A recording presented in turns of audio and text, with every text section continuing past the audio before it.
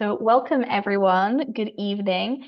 This is our fourth session of Mishnah in depth Masechet Ketubot with Rabbanit Leah Sarna. This course is a project of Drisha's Rivka Rosenwein Zichron Livracha's Mishnah division and is sponsored in memory of Rivka Rosenwein.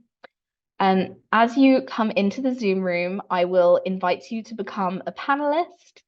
That just means that you'll come into the main Zoom room, and it means that if you wish, you can turn on your camera so we can see your lovely faces, and that you would be able to unmute to ask your questions or give your comments when Rabbanit Sarna invites them. We really encourage you to accept the panelist invitation if you can. Your comments and questions are always welcome in the chat, however, whether you're joining us on Zoom or on Facebook comments if you're on the Facebook Live. And I will be sharing the source sheet in the chat as well, so you can follow along as we go. And with that, I will pass it over to Rabbanit Sarna. Hi everyone, good evening. Sorry about that. So as always, I'm gonna be sharing my screen to help everyone kind of follow along and be in the same place. But what that means is like I'm not really gonna be able to see the chat so much. So if you have something to say, feel free to just hop off mute, or you can put it in the chat and Lily will just like jump in with it as when she thinks I'm breathing for a second. I'm really glad that people are back with us tonight for Ketubot chapter 5. I was saying to Leah before we got started that this chapter has a lot of like my favorite topics in it, and I really had to hold back when I was putting together the source sheet and try and keep it really like questions about the Mishnah themed. This chapter of Ketubot has tons of material about breastfeeding, about just like domesticity in general, motherhood. Some of you might know that I'm like very, very, very interested in motherhood and particularly like the transition into motherhood. And so all of those sources about breastfeeding are just like tremendously interesting to me. So I'll just say two quick things before we start. One is that in the last Mishnah on our parak, it talks about kind of minimum food that a husband has to provide for his wife, and that amount changes depending on like how many humans her body is supporting, which I just think is so like honest and real. And in modern culture we always joke like, oh, eating for two or something like that, but the Mishnah really sort of recognizes that need, and plays out legally through the husband's requirement of misonot, of providing food for his wife. And the other thing I'll just mention that I think is like really not in our culture the way it needs to be today is that among one of the mishnayot in our parak lists all of the different types of jobs that a wife has to do for her husband, meaning like he provides her with clothing and food and sex, which we'll talk about later, and she has to do a certain amount of housework unless she brings a certain amount of wealth into the marriage, or unless like the marriage is really wealthy, in which case she can kind of get out of it. But I think it's really notable that among the list of jobs that include like cooking and baking and doing the laundry and whatever, all that kind of stuff that we today would think of as housework, it also includes nursing. And I think today we don't necessarily include like nursing your infant in the same sentence as like cooking and baking, but really you're just feeding another member of your household. And so the idea that nursing is just one on a list of a household chore, as opposed to some like romanticized ideal of femininity, which you hear in some places, or just like something that's so easy and so nothing that it shouldn't impact your life at all while you do it, when in reality you spend like just an incredible number of hours, basically an entire year. If you breastfeed for a year, you've basically worked 40 hours a week just breastfeeding your baby. And so the idea that the Mishnah recognizes it as work, is I think really, really kind of redemptive. But anyways, I held back. We're not doing any of that stuff tonight. So I just wanted to mention it at the top, and hopefully we'll have other times to talk about it together. I gave a shir for Drisha last year about feeding babies. And I did go through some of the mishnayot and Ketubot then. So definitely feel free to check out the recordings of those classes if you're interested in that topic. But today we're going to do really two different subjects with like a 1A and 1B and then 2 kind of thing. And hopefully you will enjoy. All right, here we go. Could I make one short comment? Yes, please. This is crazy, but could it possibly be that Moshe's mother was paid to nurse her child? I doubt that she was paid, because in slave cultures, slaves are regularly used as wet nurses. Okay. So like even in the American South, we have oral records of women who nursed their like owners' children. Okay. Yeah. So the same way that they weren't paid for their manual labor, they were probably also. And then the even like more perverse read is like, what does it mean when you throw all the boys into the Nile? What are you creating out of their moms? You're actually creating an army of wet nurses. Wet nurses. Yeah. Which is not so dissimilar from what we do with like livestock. So much for that thought. Okay. Well, I mean, it's a related. Some people say there's like a meme going around, like Moshe's mom got paid to breastfeed, but I personally think it's wrong. I think that Moshe's mom was enslaved, which is a little bit of a complicated read, because we like to say that the Levite families were not enslaved in the same way. So that's the like twisted. That's the like thing that's wrong with my reading. Okay. All right, here we go. So the first thing that I wanted to talk about is truma allotment for women who are attached to Kohanim. So that comes up in Ketubot 5, 2, and 3. There's something that's just like really, really interesting sort of in general about the women in the Kohen orbit, daughters of Kohanim, wives of Kohanim, who are eating trumas, because truma needs to be eaten in a state of purity. So if we imagine that like in those families, all they're ever eating is truma, then what are those women eating when they're menstruating? And that actually is something that gets addressed through our mishnayot, which is just a question I never really, I don't know, I hadn't, probably just because I hadn't put so much thought into like women eating truma before. That wasn't a question that I had thought about so much until I started digging in here. So, and then the other question is like, when marriage is divided up, so Kiddushin is at one time, and then Nisuin's at some actually potentially indefinite time later, at what is the type of marriage relationship that brings a woman into the opportunity to eat truma?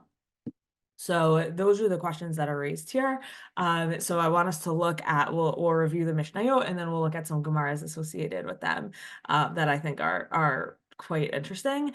And then the other thing we're going to look at is we have a first kind of go at these halachot, and then we'll see here, all of that was Mishnah Rishona, but we have a later beitin that changed the halacha. So we're going to look also at a tiny bit of scholarship that Safrai bring into their, I've mentioned it before, their unbelievably beautiful and thorough commentary on the Mishnah called Mishnah Eretz Yisrael. So they bring in some of the commentary on like, what is this idea of Mishnah Rishona? What's the history of it?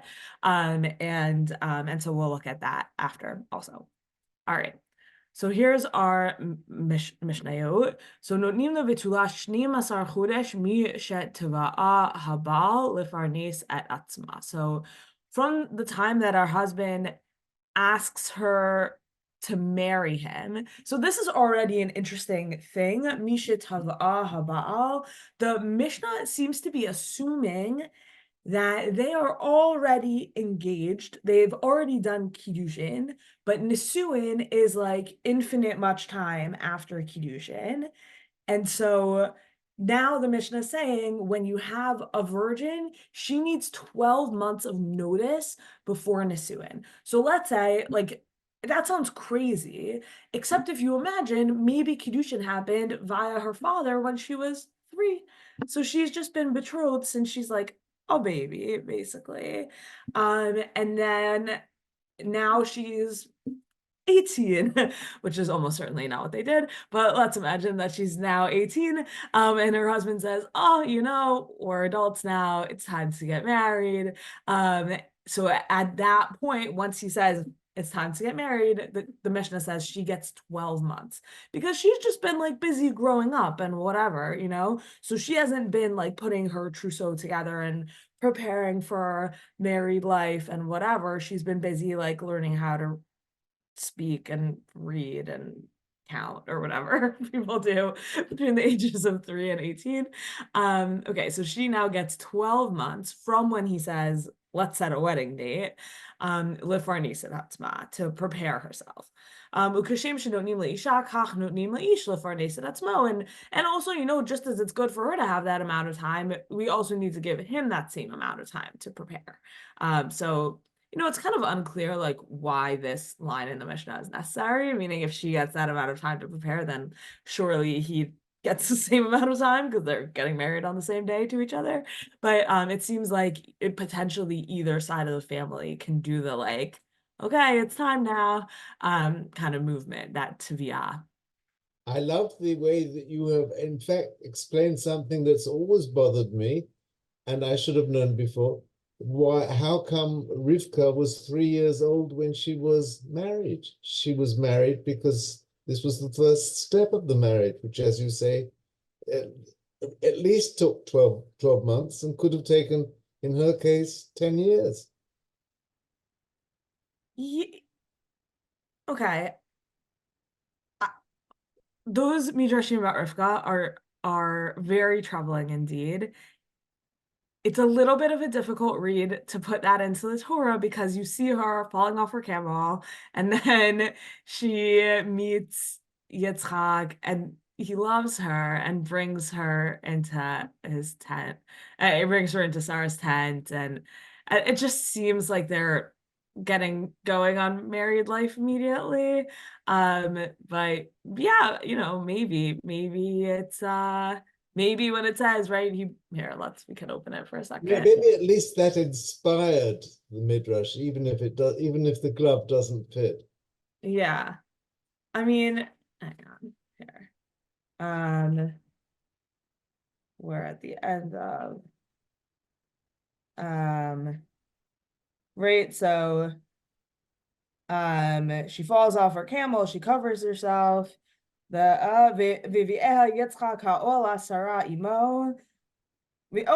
where you could read it in, right? So he brings Yitzchak to Sarah's tent, 10-year gap, right? She's just growing up in Sarah's tent. And then 10 years later, he takes her, she becomes his wife, and he loves her.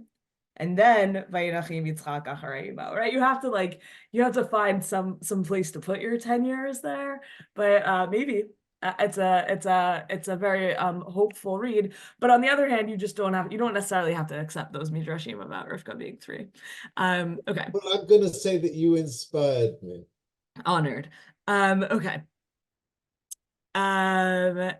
Okay, so that's all for a betula. That's all for someone who hasn't been married before, but for an almana who doesn't need as much time to prepare for her, like she's not having a huge blowout kind of party, so she doesn't need the same amount of time to prepare. Maybe she already has all the stuff she needs or something like that. So she only does 30 days. Also, probably she would like to be married because the almana is not living, or maybe not living in her father's home, or if she is living in her father's home, she wishes she weren't. So she's excited to get remarried. She only takes 30 days.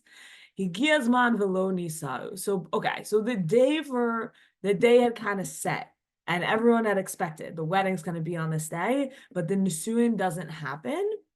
What happens then?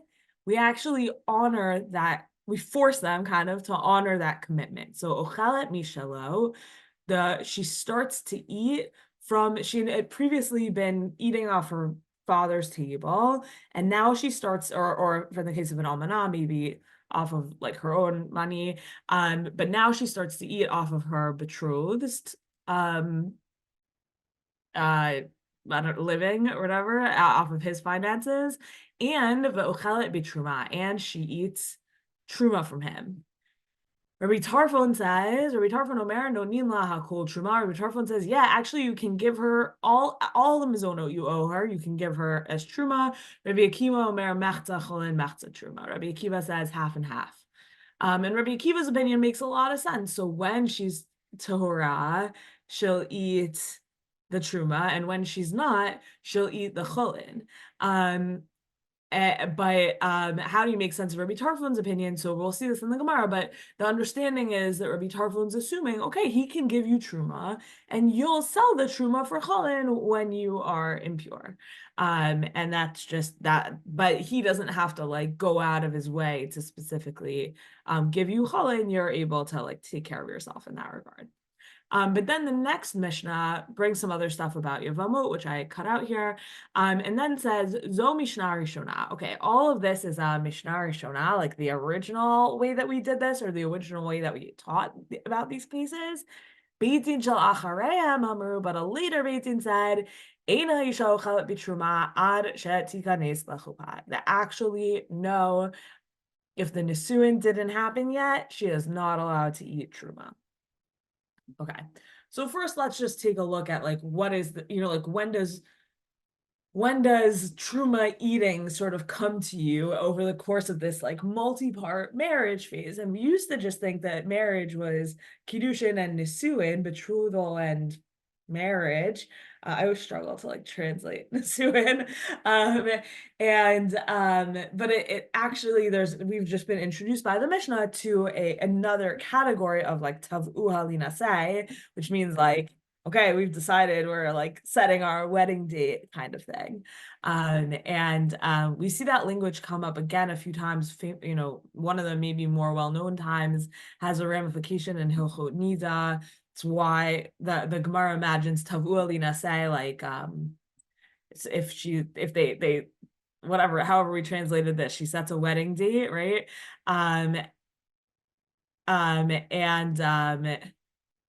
the husband asks to marry her after having betrothed her, that's the Misha Tav'a Habal. So in the Gemara says that she is assumed to be like so excited by this prospect that she'll become nida, and that's why all brides have to go to the mikvah right before the wedding, and you have to go like within a certain number of days from the wedding, and you have to like treat yourself as if you were a nida before that, even if you aren't, and the whole thing, because of this like middle stage between kiddushin, nisuin, and tviyah, in the middle, which is just a stage of things that doesn't get a lot of play and we don't think about very much, but it has a couple of ramifications.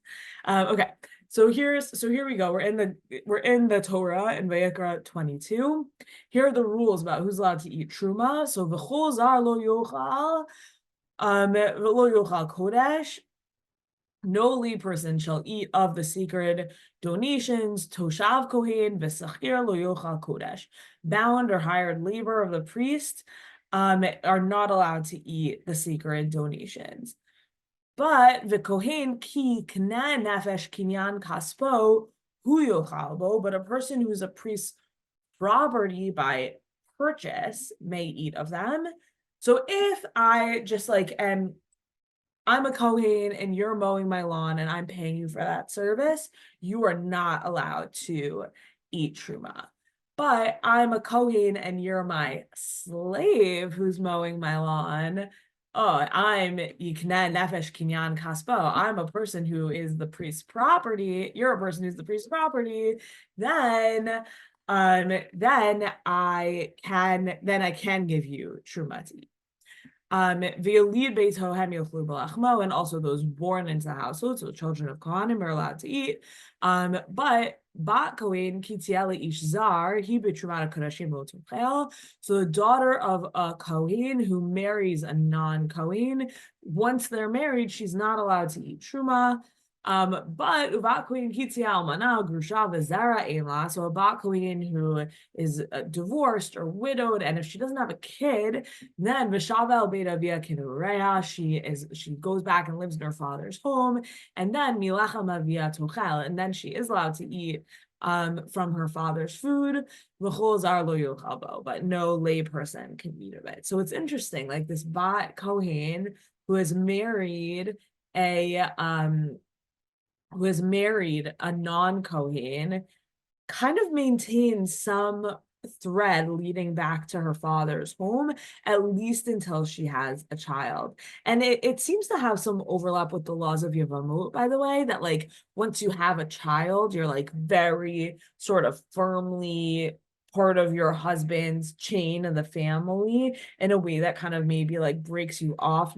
I'm not saying this in a way that's meant to necessarily like reflect anyone's lived reality, but just maybe from like some sort of from a halachic perspective, that having your husband's child like gives you this like firmness of place within his family tree, that if you don't have a child and then he dies, you're sort of left hanging, like, am I part of this family tree? Am I not? Am I actually gonna like never see this family again? I'm gonna remarry someone totally different, or do I have an obligation to this family tree that's then going to be lived out through Yevamot and marrying the brother? So anyways, like that's just, I think that those same kinds of assumptions about having a child and what that does to your relationship to your like in-laws for women, I think those same assumptions are playing out here, is all I'm saying. But the actual key line here is v'chohin ki k'neh nefesh kinyan kaspo, a person who is a priest's property by purchase may eat of them. So the Gemara is gonna say, Amar Ula, Dvar Torah, Arusa bat Yisrael ochelet bitruma. On a Torah level, the daughter of a non-priest who is betrothed to a priest can eat truma. How do we know? Shnamar v'chohin ki k'neh nefesh kinyan kaspo v'hai nami kinyan kaspo ki. Who, right? She was purchased by him through kiddushin. It's a kinyan. So here's who it's a kinyan. It's a kinyan recognized by the Torah. She's kinyan kaspo. Great, all done. She can eat truma once she has gotten betrothed. So the Gemara says, okay, but the Mishnah never assumes that anyone betrothed to a Kohen is allowed to eat the truma, so why not? My time amru ena chalat. Shama yimzegula kos b've'avia v'tashkala achia. So in case she'll like pour a cup of truma wine at her father's home, and she'll be drinking it, and then she'll be like, whoa, this wine is awesome. Brother who I've always shared my wine with, do you want some? And then, but he is actually not betrothed to a Kohen, and he might drink some, and that would be very, very bad. I actually think there's something quite sensitive about what's going on here. Like this woman who's betrothed. On the one hand, she's been like purchased, she's been mekudashet to the Kohen, so that seems to fit very nicely with the pasuk. On the other hand, like, okay, 1 second ago I was sharing wine with my brother. Now I'm sitting at the same place at the table, eating almost all the same food as we always used to eat. Like, you can just really, like, until you're living with your spouse, until you're brought into his home, like, your life hasn't changed that much. And that might be a good thing if you got engaged when you were 3, right? So, so I think this concern is, it's not like some kind of crazy stringency or something. I think that could be really real. Okay, so the Gemara says, hold on, but why does it matter? We set a wedding date and it fell through for some reason. She's still sitting at her father's table next to her brother. Why now can she be drinking the truma wine next to her brother? So the Gemara says, no. Hatam dochta me'achila. Once the time for the wedding has arrived, the husband or the husband's family designate a special place for her, meaning at that point in time, his requirement to provide for her kind of fully kicks in. But it's maybe, so here they're basing this on some Rishonim who say he'll want to ensure that she receives her food in a particular place, that she will not use it to feed her family. That's like one version of this. Another read of it is that actually they set a place for her at her in-laws' home at that point. Or maybe like and a third read, which I didn't see anywhere, but probably exists somewhere, but it kind of makes sense to me. This like dochta miyachela, they designate a space for her. She's like this poor girl, she's not here, she's not there. She was supposed to be getting married, it didn't quite work out. She prepared herself to leave her father's home, and then it didn't exactly happen. She's not living with her husband yet. She's just like in this limbo land in between. So that's the like special place that they make for her. Maybe it doesn't even matter where she's like physically sitting. She's in this very lonely, not really part of her parental home anymore, and not really part of her husband's home either. That's her duchta meyuchad for her. And when she's in that limbo land, she's just going to be aware of how different her life is. So maybe she won't share wine at that point. Okay. Rosh Shmuel bar Rav Yehuda says something quite different. He says it's mishun simpon, so it's because of abrogation that the contract could get canceled, the betrothal could get canceled. This is all that stuff that unfortunately we've been talking about the past couple of weeks, where it's like if they got married and the assumption was that she was a virgin, but like really she wasn't, that maybe the marriage like wouldn't go forward. And so the Gemara says, okay, but then why would going into the chuppah, why would nisuin help anything with that? It really needs to be like having sex, not moving into his house. And then they say, oh, because by the time they're moving in together, someone in the family will have like checked to make sure. Hata mivdak badekla v'hadar me'ayel. There, right, in that situation, he investigates her. They make sure in advance. And it's kind of tipping their hat at not tipping their hat, but like showing their cards. That's what I was looking for. Showing their cards as to like a real desire to avoid all the like claims about virginity sort of stuff that we've been talking about the past couple of weeks. That really like this is something that could be looked into in advance and possibly was that they're really describing a reality of how they would try to avoid situations where they have to be making claims and getting into arguments about virginity after the fact. Okay, so now on to the debate between Rabbi Tarfon and Rabbi Akiva. So the Gemara brings a breita that brings that same debate as the Mishnah. Tani namihachi, Rabbi Tarfon omer no nimla hakol truma, Rabbi Akiva omer mechta chalin mechta truma. So Rabbi Tarfon says they give her the whole thing, all of her mizono that she is owed, she gets as truma. Rabbi Akiva says no, it's only half and half.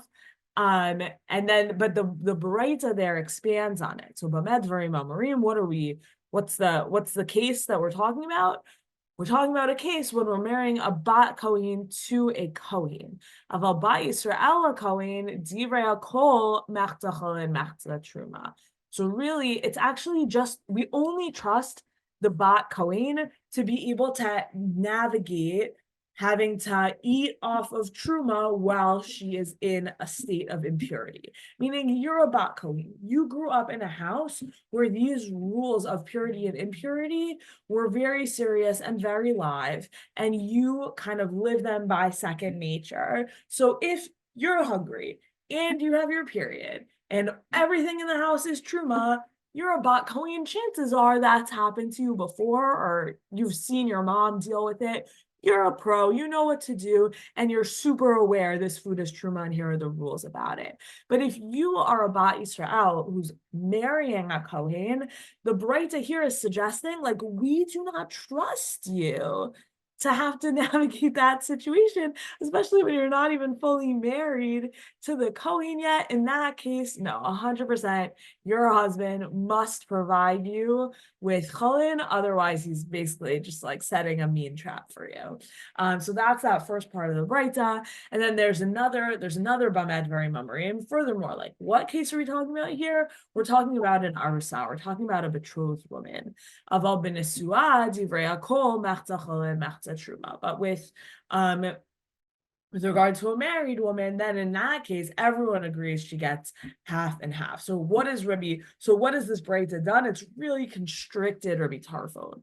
Rabbi Tarfon is talking, who's the one who only gets Truma, and she just has to like deal with it when she's having her period? That's the Bat Kohen, who's supposed to be already married to a Kohen, but the wedding got pushed off. She's the one who gets fed, whose husband to be, or whose betrothed can give her due all in Truma, and we trust her, and she has the time and flexibility and availability to navigate that.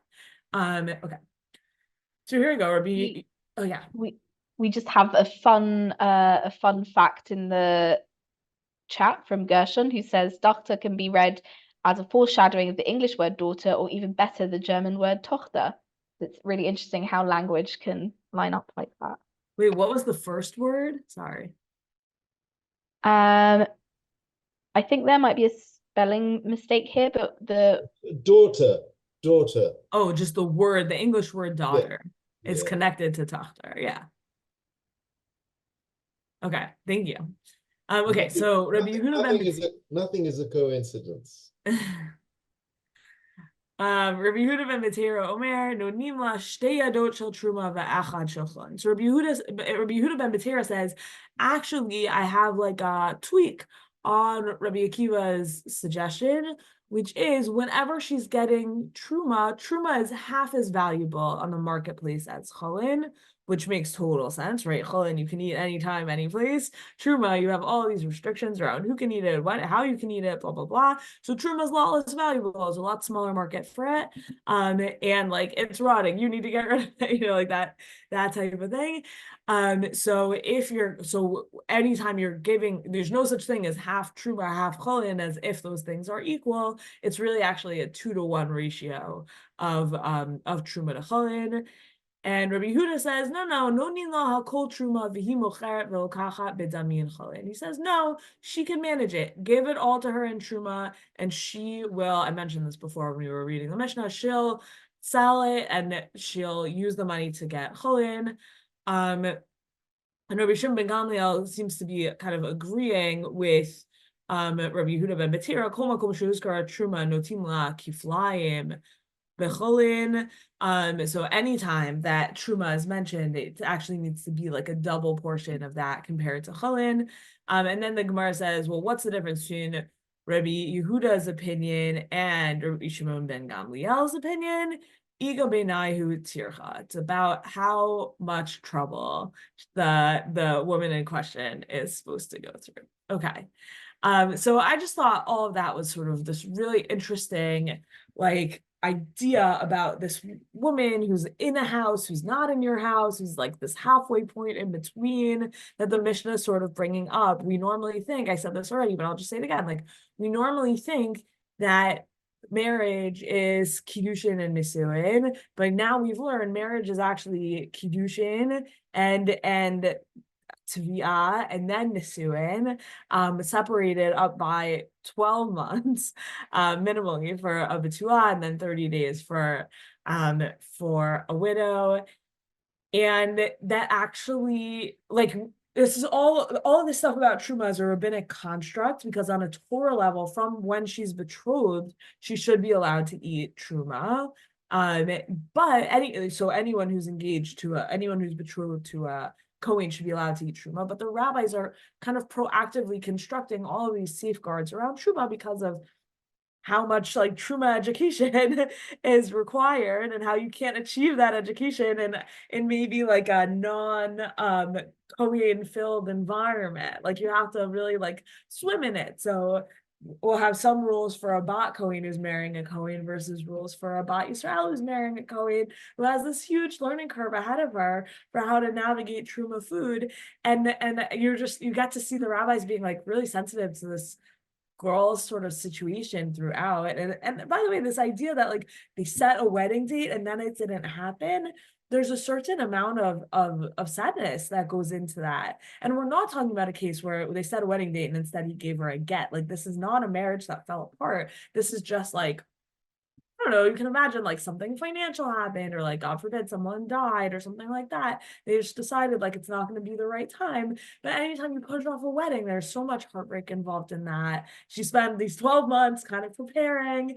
And so almost as through this like kind of bizarro case of like, when does she get to eat truma, you see the rabbis playing with like the not playing with, but like really thinking through like the sensitivity towards that time of life for this girl, which I just think is so interesting and so beautiful. And obviously the Gemara is always very interested in these like gray spaces. And so the idea that it's not enough, like the space between betrothal and chuppah, like that's insufficiently gray for us. We need to create like a real gray space. Like she was supposed to get married and it didn't happen. Like, oh, that's like a geschmack gray space for us to wonder about.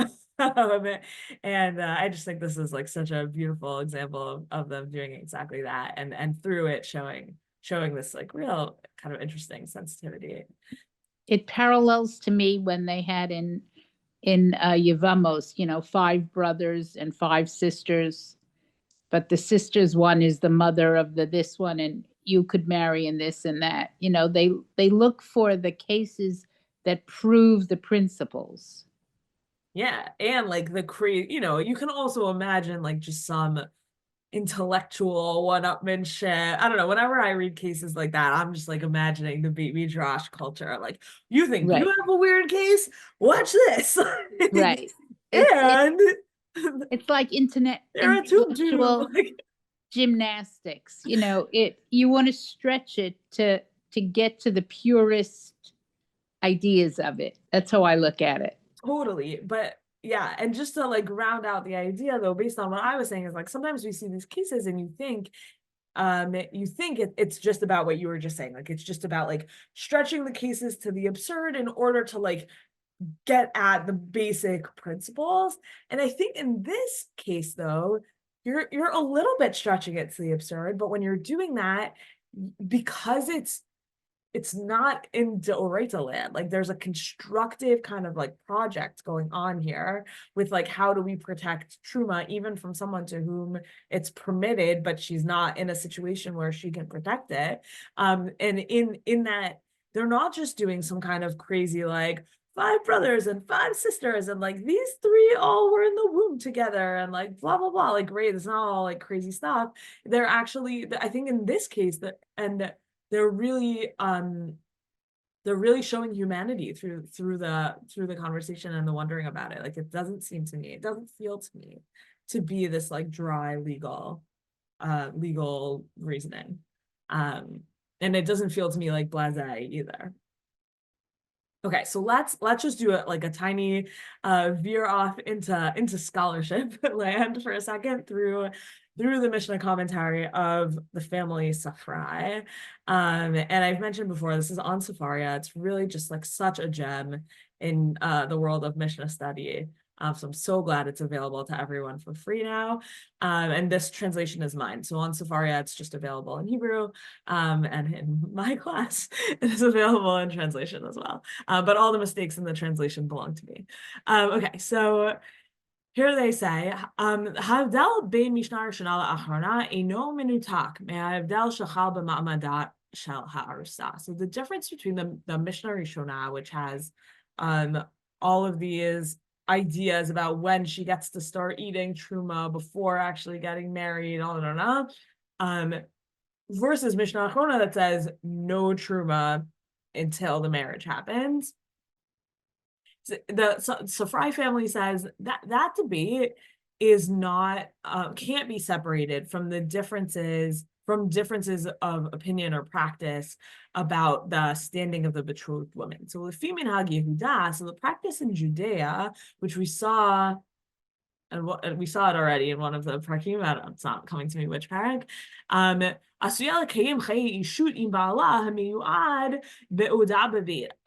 so in Judea, they were having sex already once they were betrothed. Even though she's still living in their betrothed, they're not living together yet. She's still living in her father's home, but everyone understood that they were probably having sex together, and that's why if he can't really make a claim that she isn't a virgin anymore, because if she's not a virgin, that's probably because of him, in Judea. So in that world,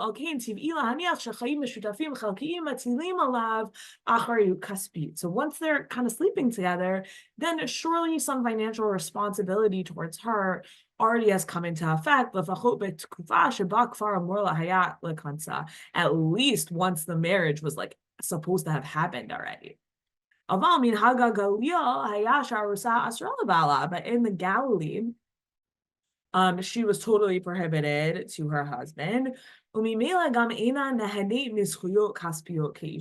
therefore, she probably doesn't have financial rights the way a wife would. So here the Safrai family state their opinion. So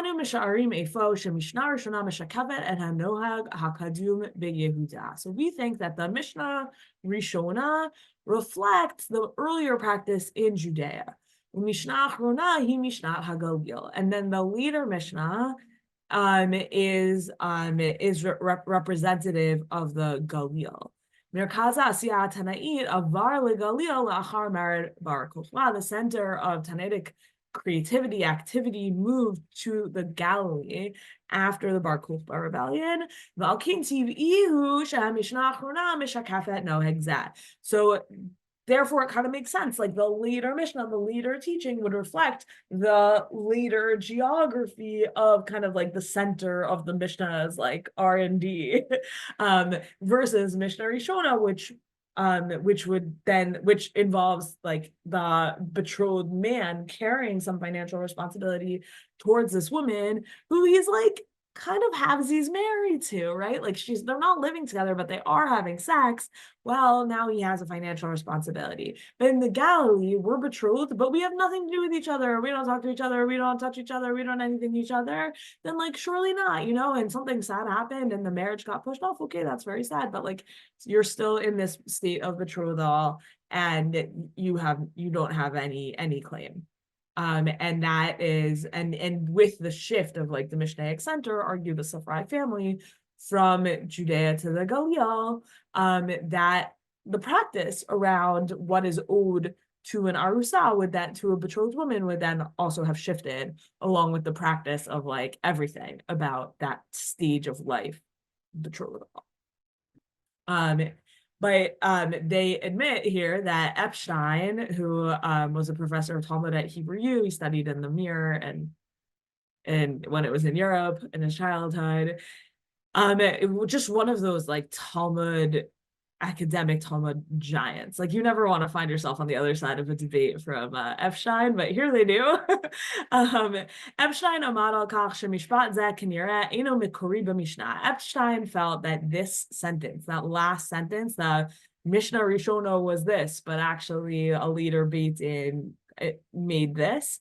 He felt that it's not original in the Mishnah. Epstein believed that the authors of the Tosefta had the Mishnah in front of them. Other scholars believe that the Tosefta predates the Mishnah, so whatever, but this reflects Epstein's opinion. So he says, yeah, and like when the Tosefta was being written, this line of this Mishnah was not, they didn't have it. And he argues also that the Yerushalmi did not have this line of the Mishnah.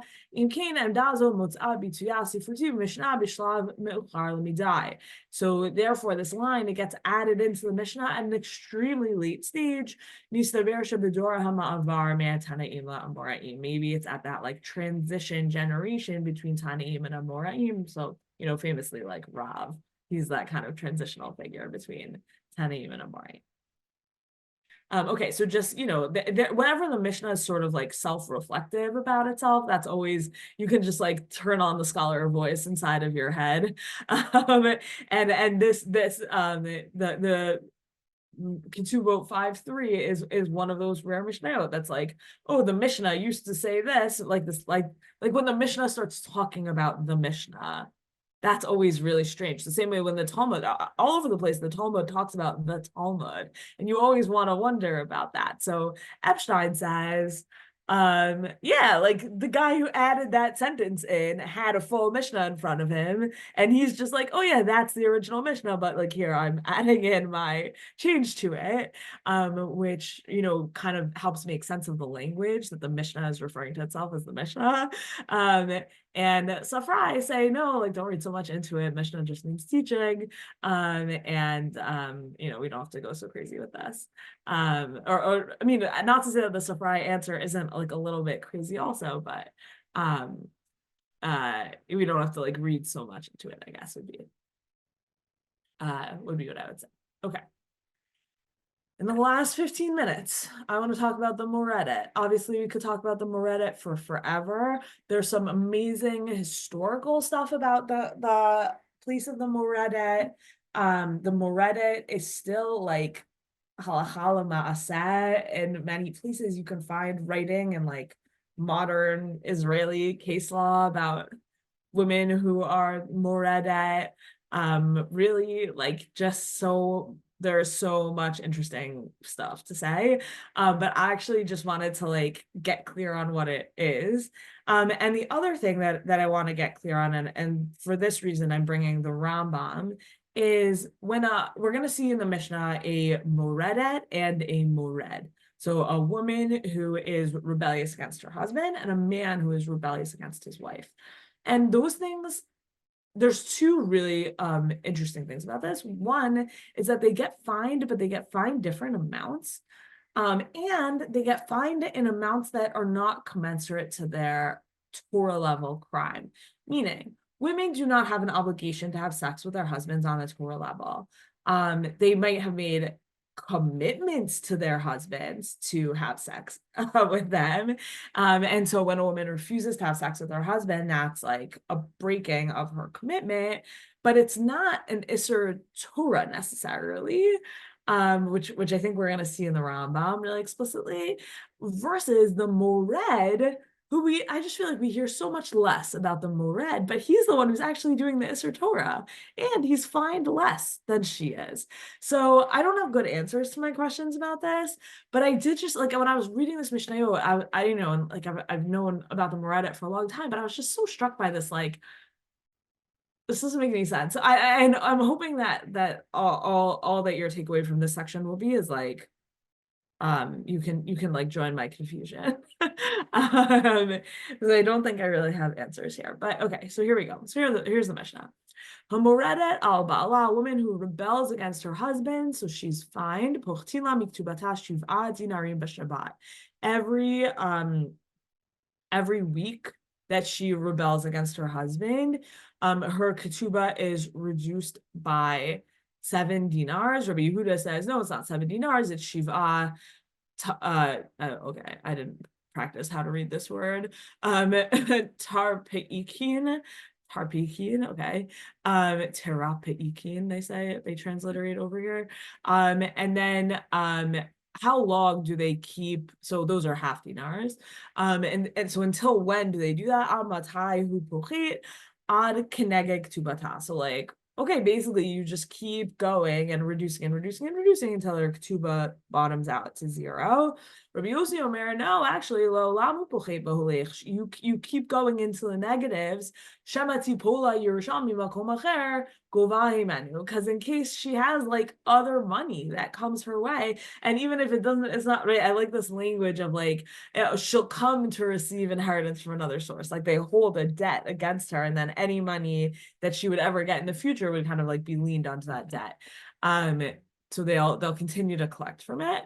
And then, so she's kind of like the model, right? She's like A, and then B, you have, oh yeah, and by the way, also a husband who would rebel against his wife, Mosifila al ktubata shalosh dinarim b'shabbat. So he gets fined by them adding to her ketubah 3 dinar every week. And Rabbi Yehuda says it's not 3 dinar, it's 3 half dinar, it's 3 terapekin.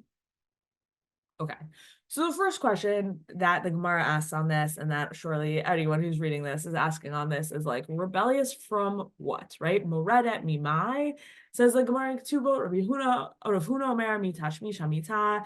She's rebelling from having sex. That's certainly the classical understanding. Rabbi Yossi, Rabbi Chanina, Omer mi malacha. Rabbi Yossi and Rabbi Chanina says, no, she's rebelling against the tasks she's supposed to perform for her husband, which have also been discussed in our parak. Both of these are quite good reads of the context of our Mishnah, and I think it's really interesting that they're equal. Like the stuff she's supposed to do in the house and sex for him, like rebelling against either of those seems like it could be fundamentally like deeply problematic to the marriage. And they're kind of the same. Like her sex is basically a chore, which obviously is like not with our like modern day hats on, not how we like want to think about sex. But I think it might be a reasonable way of thinking about how they think about sex, which is, yeah, she does malacha and she does tashmish hamida, and like those are things that she owes her husband as part of their just like marriage financial agreement with each other. I would say if we had wanted to spend like an hour or 5 hours on this opinion, Rabbi Yossi, Rabbi Chanina, there's a huge debate amongst the medieval commentators about which malacha is she allowed to rebel against, because if you guys remember, the Mishnah says she can like buy herself out of many of the malachot that she owes her husband, but she always has to have her spindle. Like she's not allowed to be bored ever, which I love. I mean, obviously someone on here is sitting there doing needlework, I feel like I've been seeing, but which is very like in line with the Mishnah Yomit of our parak. But I do love the idea that like it's very bad to be bored. It's prohibited to be bored. And anyway, so that you can this article here is in Hebrew, but if you wanna see it, you can click on that link and hopefully the hyperlink carried into your source sheets. But okay. So anyway, so let's move forward with just like the sex path of this. Because right, the husband is the mored husband is a husband who's refusing to have sex with his wife. The moredet woman is a woman who's refusing to have sex with her husband.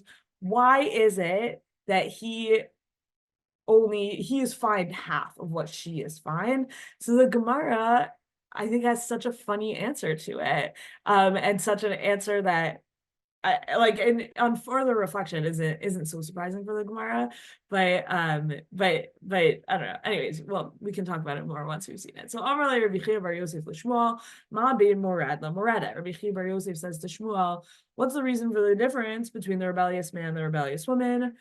And like, I would have thought that the answer is the rebellious man is violating an Isser Torah. Like that just seems to me the obvious answer. And that is not where the Gemara goes with it. Because that can't be the answer, right? It can't be the answer because it doesn't account for the problem that they're describing, right? The Gemara is looking at the Mishnah and being like, why does the husband only owe half? Well, the answer, like the husband's violating an Isser Torah and she's not, does not account for why he only owes half, right? Because then it still should be the other way. So instead, here's what they say: Amar le tzei u'amad mishuk hazonot. Go and learn from the market of prostitutes. Mi socher at mi. Who hires whose services, i.e., men hire women's services, i.e., men need sex more, is apparently the end result here. But there's a second opinion, Davar acher, ze yitro mi bachutz v'zo yitra mi bifnim.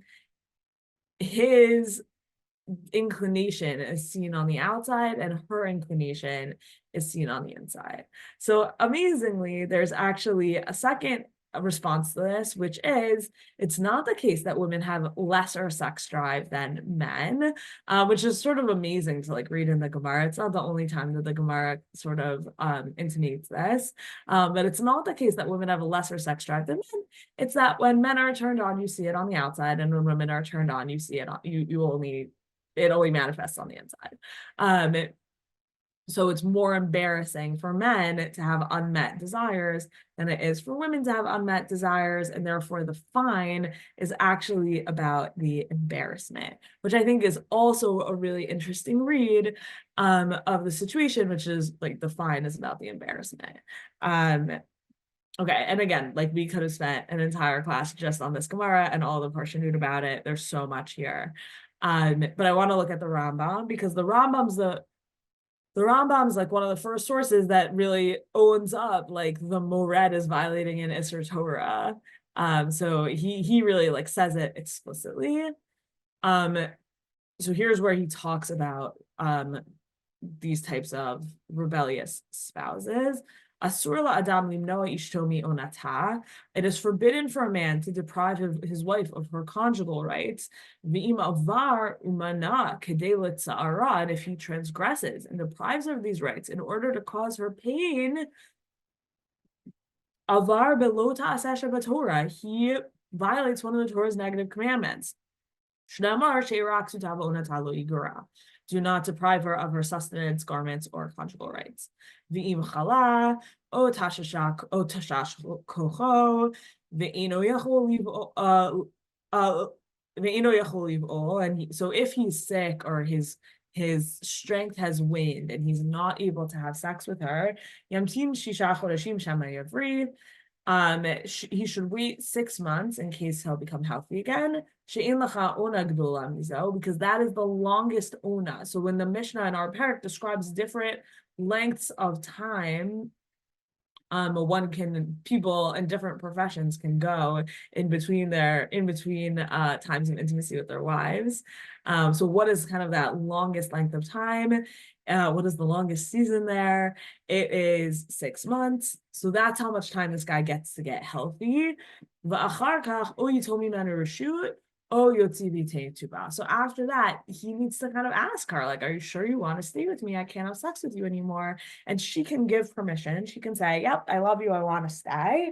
Or they can separate and she can collect a ketubah, actually, because conjugal rights are part of the marriage, which is something that's so like wild. And I think today, if we saw a couple who divorced because he was incapacitated and couldn't have sex with her anymore, and she ditched him because of that exclusively thing, I think we would be quite judgmental about it. But the Rambam's just like, nope, up to her, totally her choice.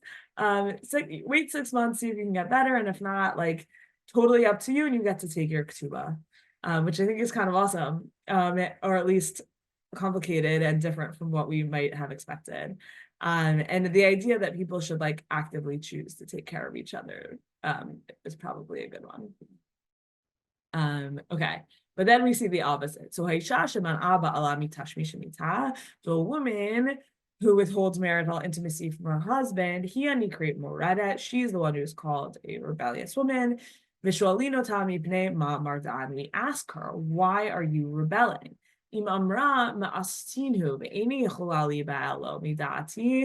If she says, I'm repulsed by him, I cannot voluntarily engage in sex with him, we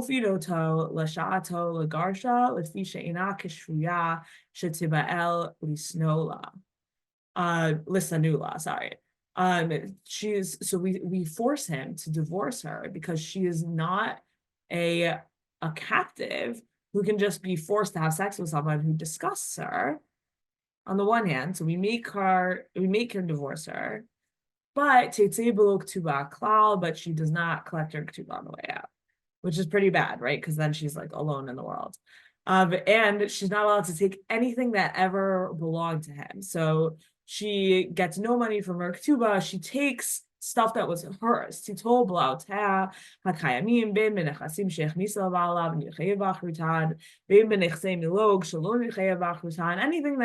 that was her possessions that she brought into the marriage, she takes with her. But she can take anything that belonged to her husband, even the shoe on her foot, and her head covering, all of those she leaves behind. Every gift he ever gave her, she returns to him. He didn't give her any gifts on the theory that she would take them and leave. So everything, if she finds him disgusting, she's allowed to have out, but she has to kind of own that the things he gave her were not like with this in mind. And so she leaves, but sort of without the normal protections that women carry with them, which I'm sure lots of people here feel all kinds of ways about it. But this is all different from this is all different from the case that it seems like our Mishnah is really talking about, which is the woman who rebels against her husband with the intent of causing him distress. And she says, I intend to cause him distress in this way.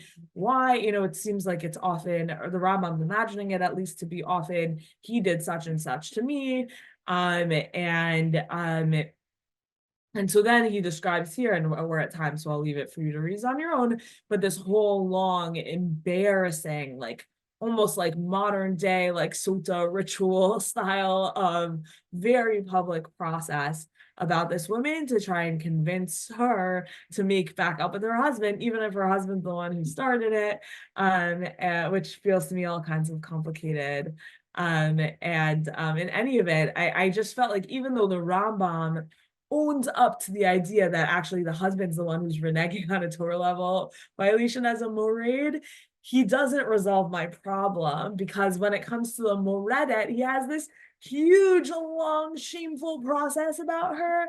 But when it's the man who's doing it, it's just like, yeah, she can leave and she can take her ketubah and like that's all good, but we don't like shame the heck out of him the way we do her, even though he's the one who's violating a Torah level commandment. So I think, probably the right way to think about this is that there's social explanations for the whole thing, surely, but from like a purely sort of legal perspective, I have not found a satisfying answer to my question. So if anyone has thoughts or things I should be reading, please feel free to send them my way. And we'll continue next week. Great. Thank you so much, Rabbanit Sarna, for another amazing journey through the 5th parak of Ketubot this time. Next week, we'll be in the 6th parak, and I'm looking forward to seeing you all there. Thank you so much to all of you participants for your amazing comments and questions. Before we go, I just wanted to let you know that registration is open for Drisha's Spring Zman classes. You can find those classes and register for them at 578.drisha.org/spring. And I want to bring some special attention to a very important shiur that we're having on Sunday, January the 28th. Zichru Torat Moshe, a shiur marking the first yahrzeit of Rabbi Moshe Khan at 12 p.m. Eastern Standard Time. You can register for that in the same places as the other classes. Okay, thank you everyone. See you next week.